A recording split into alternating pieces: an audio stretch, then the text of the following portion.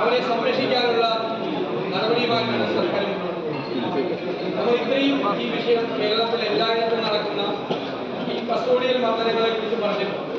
ഒരു നടപടി എടുക്കാതെ സർവീസിൽ നിന്നും പുറത്തുവിടണമെന്നുള്ള നമ്മൾ ആവശ്യം അംഗീകരിക്കാൻ അവരെ സംരക്ഷിക്കാനുള്ള നിലപാടാണ് അവർ സ്വീകരിച്ചിരിക്കുന്നത്.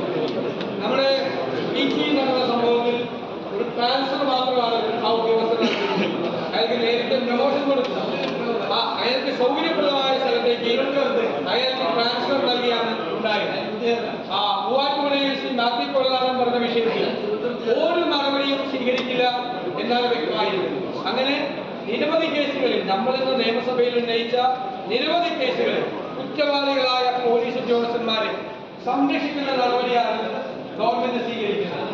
ഇവിടെ കുന്നംകുളത്തെ ആ ക്രൂരമായ പോലീസ് മർദ്ദനം അയച്ചുകൊണ്ട് ആ ഉദ്യോഗസ്ഥന്മാരെ സർവീസിൽ നിന്ന് പുറത്താക്കാത്തതിൽ അതിശക്തമായ പ്രതിഷേധം രേഖപ്പെടുത്തിക്കൊണ്ട് നമ്മുടെ പ്രിയപ്പെട്ട 2 MLA-മാർ ശ്രീ സനീഷ് കുമാർ ജോസഫും ശ്രീ അസഫും ഇന്ന് അനിശ്ചിതകാലത്തേക്ക് സത്യാഗ്രഹ സമരം ആരംഭിക്കുകയാണ് എന്ന വിവരം നമ്മൾ നിയമസഭയിൽ പറഞ്ഞു. നമ്മൾ ആ സമരം ഇവിടെ ആരംഭിക്കുകയാണ്. അവരെ രണ്ടുപേരെയും അഭിവാദ്യം ചെയ്തുകൊണ്ട് ഈ സമരം ആരംഭിക്കുന്ന കാര്യം പ്രത്യേകമായി അറിയിക്കും.